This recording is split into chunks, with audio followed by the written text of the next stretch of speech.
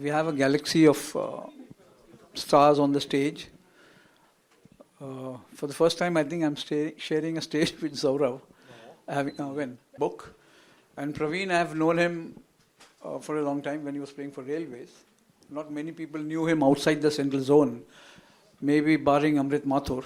Many players who spared a lot of time for Pravin because that's what he has been, a friend of cricketers all his life. Ricky, I came and met you at Dharamshala for this very thing, and you were kind enough to speak so well about him. Sourav, of course, has time and again he's given messages to promote the book. And we have some people here who have played with Sourav. Gursharan Singh, for whose benefit match he had come all the way from Kolkata, and Sandeep Joshi, who works with Air India. So I would, and James, we have never met, but I've read a lot about you. I'll just, if Pravin can speak a bit about the book, how it came about, and his connection with Sourav and Ricky. First of all, good evening everyone, and from the and taking efforts to come for this event, and especially thanks to Sourav and Ricky and James also, like in our busy schedule, we just landed 4 o'clock and still came for my function.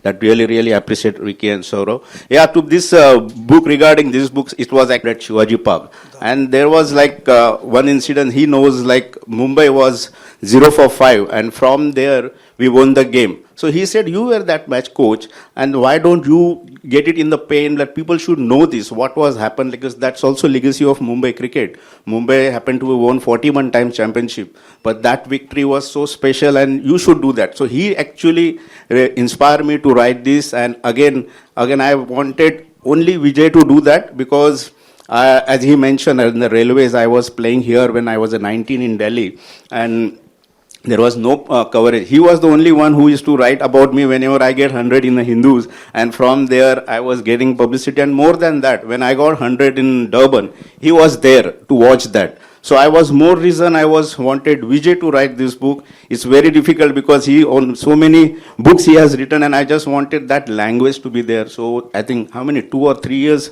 he took to do this book, but it was ultimately so good that it came, because to be honest, this book I dedicate to my guru Ramakant Achrekar sir and my parents, because before whatever I was in the cricket, I think it was my blessing of my guru Achrekar sir, and that's the reason. Maybe that blessing is there. You see in Delhi, we see that Ricky and Sourav is coming for this book, and I think in Mumbai also we had like so good about like Kapil Paji, Sachin Tendulkar and Gavaskar sir and Venksankar came. So I think there was something, blessing of Guru was there, and I think that started, and I think its journey started that to show like how the more reason of this book is like I was come from very humble background. So it was more reason like if I can play for country, I think that's the whole purpose this book is. Like if you really, honestly, you work hard, and if you find the Guru or coaching, good coaching, I think my career was done because of my Guru Achrekar sir. Thank you, Pravin. And then many more. So what are your views on a coach doing individual coaching? I mean, dedicated to just one cricketer. Is it a tough job? It would make it a lot easier than trying to coach 25 players through an IPL season. Let's put it that way. No, I think the great thing about us being involved with Pravin over the last 6 or 7 years, and it has been quite a journey for us. I started my coaching here with Delhi. I started here with Pravin. I think you had a year off, didn't you? Went back to the dark side for a year over at Mumbai, and then came back and joined the good guys here at Delhi. But the great thing about it, I think the great thing about cricket teams is you get to learn a lot about the people that are involved in the teams, not just what they can do as a player or as a coach. So I've got to learn a lot about Pravin as a person. I've got to learn a lot about him with his coaching background, and also a lot more about him as a player. I mean, as a young boy, I used to get glossy cricket books for Christmas every year, and it always had the touring teams that were coming to Australia, and you get to learn a lot about individual players like that. I've learned a lot about his first class career, a lot about his international career, and the point that you brought up then about his coaching background and where it all started, and some of the great players that he's actually been able to work with on a one-on-one basis. some of the academies he used to run. I know he's financially looked after a lot of young players as well, put them up and paid for their coaching through some of the work that he's done. So it's a really extensive coaching career that he's had to date. We are obviously hoping to win tomorrow and make sure that his coaching career just extends a little bit longer through this season as well with the Delhi Capitals, and we can go on and win and hopefully push to win an IPL title. But when he asked me to contribute to the book, absolutely no worries at all. When he asked James and I and Sourav to be here tonight, all he had to say was, "Would you mind coming and giving me an hour of your time down at the hotel tonight?" And we're there. That's what I think the cricket community does for one another. The cricket community always looks after their own, and I've been lucky to be able to contribute to in a little way to what's turned out to be a terrific book. And he presented me with a signed copy. Was it in Calcutta for the scouting program we did during the World Cup? So it's nice to be here tonight. It's nice to share in moments like this and meet nice people and continue to learn more about some of the guys that we're working with and what's happened outside of the last 6 years. He's been involved in the game for so long, and every day that you talk about the game, there's a new story that comes up. I mean, I must admit, I didn't know this story here. I walked in, I saw the scoreboard, I sat down, and Pravin told me absolutely everything that went into this. His first year as coach, they lost the first 5 games of the season, was it? Yeah. Had to win every game there outright to make it through to this stage, and then here he is in a semi-final of Ranji Trophy, and his team is 5 for none, and they go on to win. So that in itself is a pretty remarkable story, and ones that you learn new stories every day, which is great. Yeah, and Ricky, I was fortunate to do his first game, debut test in Durban, and I was also very fortunate to do his debut test at Lord's. So yeah, and again, Not just debut, Vijay, and I'll tell more. Vijay, did I get 100 in the team? The best thing about knowing Vijay, Ricky, I don't know whether you all have experienced in your career, is he used to cook rice on tours, and we used to go to West Indies. He was with West Indies and one of our very favorite photographers. I don't know whether he's here or not. No. So both of them used to cook rice, sambar and achar.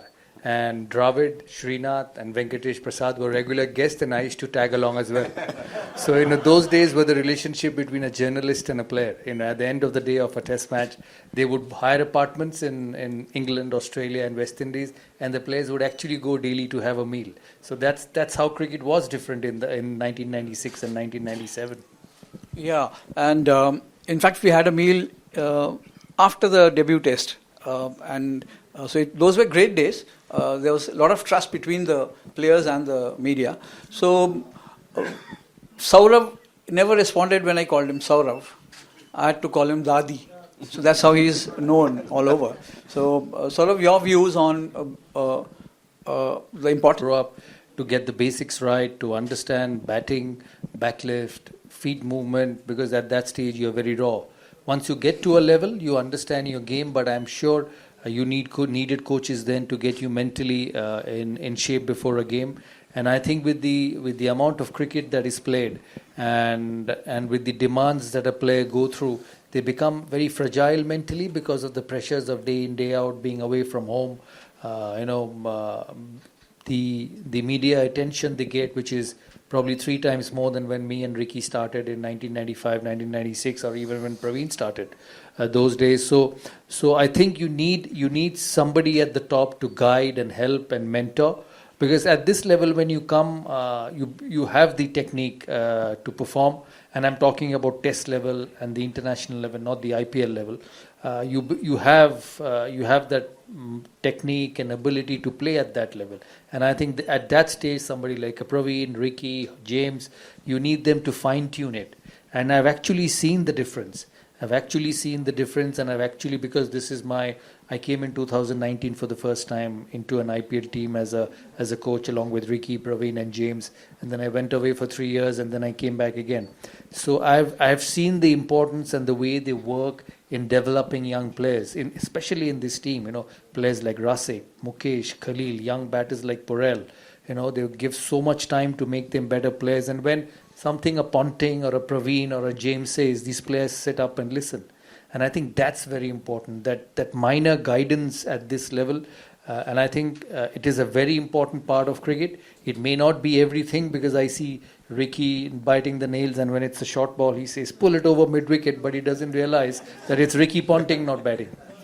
So that's the challenge of coaching. Sometimes you need to understand that your work finishes at the rope. And once the game starts, it's the players and the captain. So that's an understanding we all need to have, and understand that your time of hitting the ball, catching the ball and bowling the ball are over. You can help, and you can only help before they cross the line. So that's very important in coaching. Before I go to Pravin, what do you do, just apart from what? At least when the game starts, I can sit in my seat for 40 overs. He's up and about. He walks back again. He cannot sit still. And even the night before the game, yes, you get very little sleep, don't you? If I don't see Ricky responding, and if I don't get Hopsy, then I'm SMSing them, where are you? Where are you? They said, no, I'm having dinner. I'm in my room. But I said, where are you? We need to meet. So that's where I need to understand that you can only do that much as a coach, and you can only get them ready. And if they're trying to bowl a Yorker and they bowl a full toss and it's pumped into the stands, I look at Hopsy. Hopsy, what is this? So he's looking at me. What can I do? But that's good. We worked together for such a long period of time with Pravin. Pravin is the oldest coach of Delhi Capitals. He's been with Delhi more than anybody. And that shows what he has done, as you rightfully said, with Pravin, and the likes of Shreyas Iyer, Robin Uthappa, and many. And the best conversation we have is on the plane. He exactly sits next to me. If it's a good night, the conversation is a lot sweeter. If we have lost the night before, the conversation gets a bit rough between both of us. This is not happening, that's not happening. But then that's the fun and challenge of being involved in the sport, that you're so involved that you still feel that you're out there with the pads on hitting the ball. Pravin, your journey? Because there was 2000, I think Shivaji Park Gymkhana is very, very famous club. It's more than 100 years, and they produce more than 15 test cricketers. So then they came to me to start their cricket academy, and I think the best part of that academy was they wanted to promote cricket, and without charging any fees from the boys. The club wanted to do that.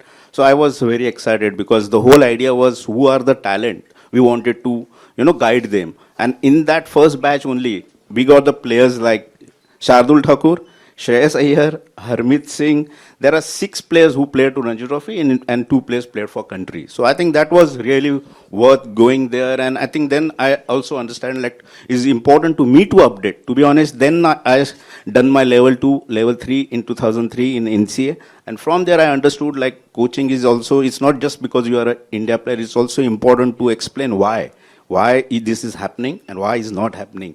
So that's why it's very important to, as a coach, to learn. And I think I give credit to NCA also, because we learned there the courses where we understood the biomechanics of cricket, and that really helped me to develop this new generation.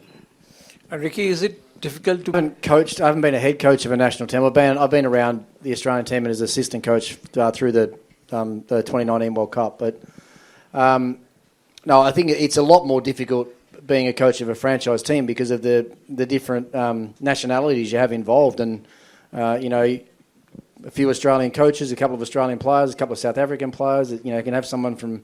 We've had New Zealanders, we've had Nepalese part of our squad over the journey. So, and the hardest part of coaching with a franchise, obviously, is you only get the players together a few days before your first game every season, and when you're trying to create culture around a team, when you haven't got a lot of time with the players, it's really hard to do that. So, and it's also a great challenge when you've got the players here, because it's actually really hard to make big skill changes in such a short period of time. You don't want to interfere too much with the players and try and tinker and change things too much, because from experience, if you do that, if the player doesn't really understand exactly what you're trying to fix, they can quite often forget what they had in the first place, and then you end up with a mess.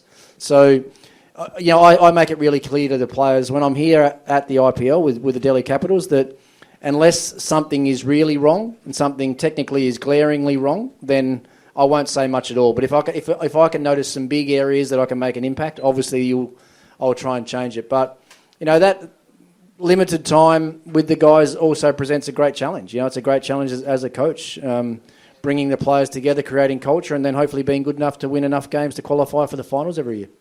Sourav, you handle, you are not involved in the game, in the sense you're not playing. So do you feel the pressure more sitting outside and getting your players to play? Yeah, I think it's more. And I don't know what Ricky feels, I feel it more because, you know, when I played, I had the bat in my hand to change a game. But here, as much as I mentally want to change a game, I can only change it that much.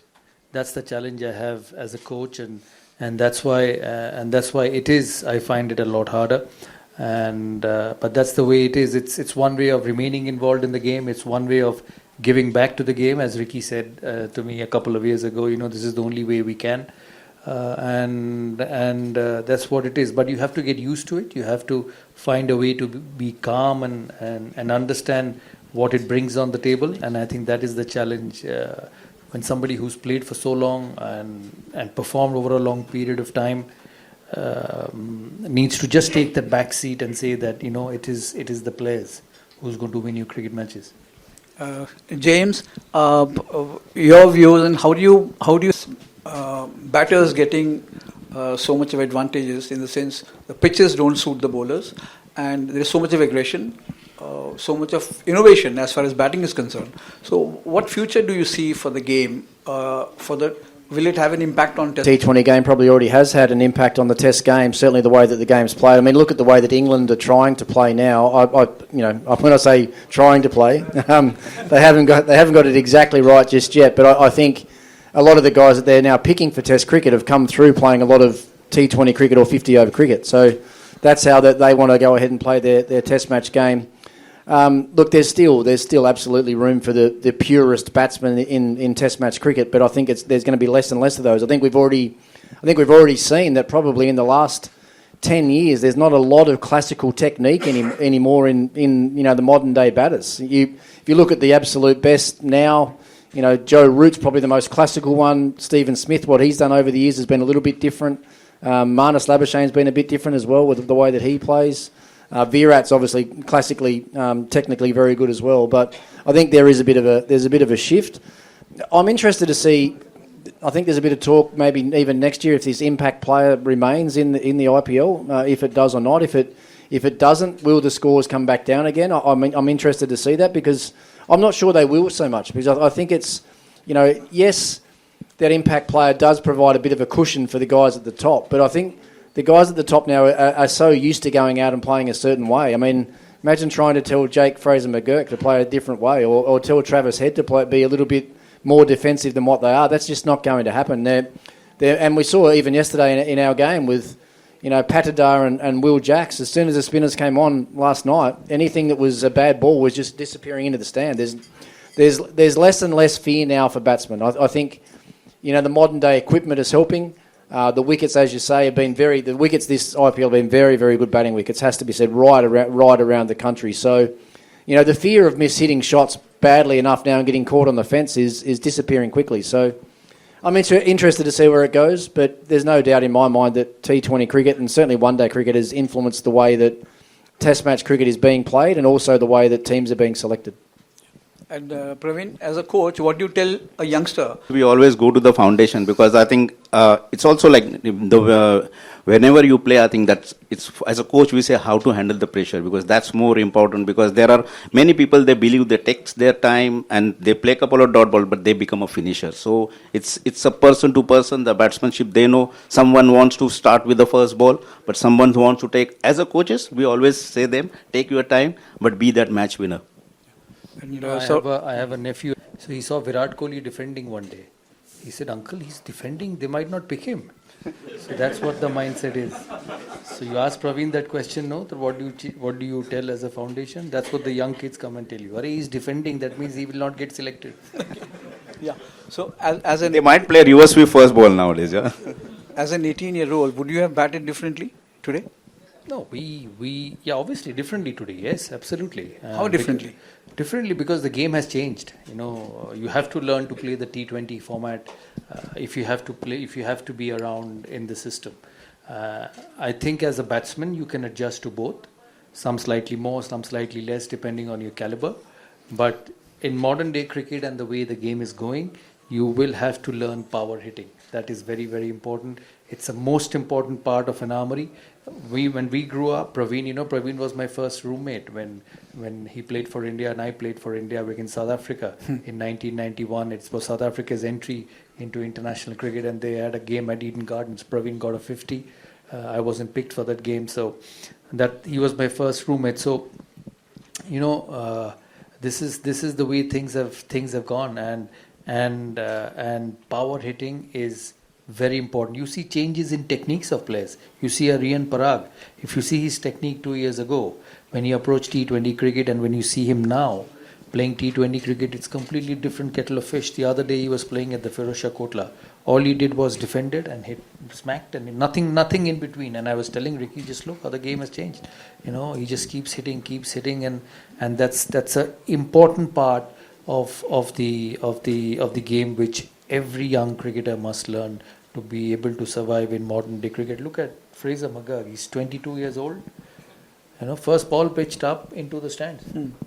And that's the way the game is going, and you'll see more and more of players doing this. Ricky, in brief, your impressions of your first My coach. dad was probably my first coach. I think as a young, bit like Pravin, talking about humble beginnings, and I was very much the same. So I learnt the game from sitting and watching. My dad was a grade cricketer. I used to go and watch my A grade club team play. I was a 7 or 8 year old boy, and at that stage, I'd never had any proper cricket coaching. But I used to just sit back in the corner of the dressing room, and I'd listen to the players talk about the game. I'd sit on the boundary line, I'd watch everything, and start to learn the game that way. And then obviously when I was big enough and I was able to actually start playing the game, it was hitting cover drives and pull shots in the backyard with my dad throwing balls at me. So, I've obviously got coaches that stick in the back of my mind.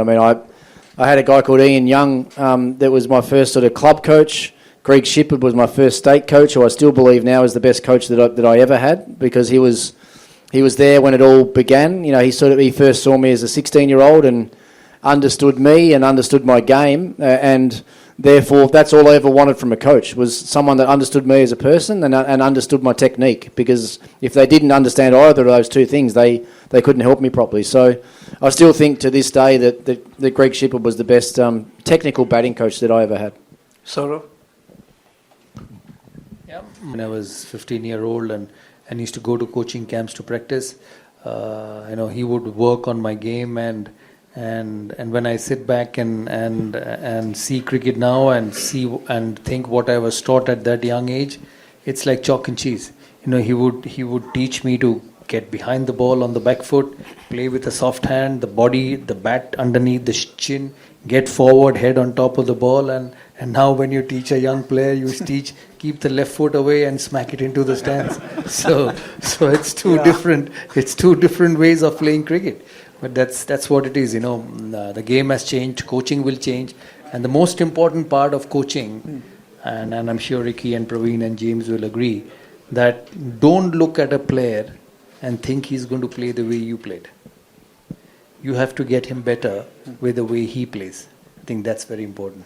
Ricky, would you like to add something? Well, I think a great example of what Sourav is saying there is when we were coming through and starting to play the game, when we hit a six, that was a big deal. Hitting a six was a big deal. After did everyone here watch our game last night? Depending on your caliber, but in modern day cricket and the way the game is going, you will have to learn power hitting. That is very, very important. It's the most important part of an armory. When we grew up, Pravin was my first roommate when he played for India and I played for India against South Africa in 1991. It was South Africa's entry into international cricket, and they had a game at Eden Gardens. Pravin got a 50. I wasn't picked for that game, so that he was my first roommate. So, this is the way things have gone, and power hitting is very important. You see changes in techniques of players. You see a Rian Parag. If you see his technique 2 years ago when he approached T20 cricket, and when you see him now playing T20 cricket, it's completely different kettle of fish. The other day he was playing at the Firozshah Kotla. All he did was defended and hit, smacked, and nothing in between. And I was telling Ricky, just look how the game has changed. He just keeps hitting, and that's an important part of the game which every young cricketer must learn to be able to survive in modern day cricket. Look at Fraser McGurk. He's 22 years old. First ball pitched up into the stands. And that's the way the game is going, and you'll see more and more of players doing this. Ricky, in brief, your impressions of your first My coach. dad was probably my first coach. I think as a young, bit like Pravin, talking about humble beginnings, and I was very much the same. So I learnt the game from sitting and watching. My dad was a grade cricketer. I used to go and watch my A grade club team play. I was a 7 or 8 year old boy, and at that stage, I'd never had any proper cricket coaching. But I used to just sit back in the corner of the dressing room, and I'd listen to the players talk about the game. I'd sit on the boundary line, I'd watch everything, and start to learn the game that way. And then obviously when I was big enough and I was able to actually start playing the game, it was hitting cover drives and pull shots in the backyard with my dad throwing balls at me. So, I've obviously got coaches that stick in the back of my mind. I had a guy called Ian Young that was my first sort of club coach. Greg Shippard was my first state coach, who I still believe now is the best coach that I ever had, because he was there when it all began. He first saw me as a 16-year-old and understood me and understood my game, and therefore that's all I ever wanted from a coach, was someone that understood me as a person and understood my technique, because if they didn't understand either of those two things, they couldn't help me properly. So I still think to this day that Greg Shippard was the best technical batting coach that I ever had. Sourav? Yeah. When I was 15-year-old and used to go to coaching camps to practice, he would work on my game, and when I sit back and see cricket now and think what I was taught at that young age, it's like chalk and cheese. He would teach me to get behind the ball on the back foot, play with a soft hand, the body, the bat underneath the chin, get forward, head on top of the ball, and now when you teach a young player, you teach keep the left foot away and smack it into the stands. So it's two different ways of playing cricket. But that's what it is. The game has changed, coaching will change, and the most important part of coaching, and I'm sure Ricky and Praveen and James will agree, that don't look at a player and think he's going to play the way you played. You have to get him better with the way he plays. I think that's very important. Ricky, would you like to add something? Well, I think a great example of what Sourav is saying there is when we were coming through and starting to play the game, when we hit a six, that was a big deal. Hitting a six was a big deal. Did everyone here watch our game last night? Yeah. Jake Fraser McGurk got on the bus last night after we'd lost. I sit 2 rows behind him on the bus. He sat up and looked around and he said, "Coach, did you see my forward defensive shot last night?" It's the first one he's ever played. First defensive shot he's ever played, and that's where the game's changed.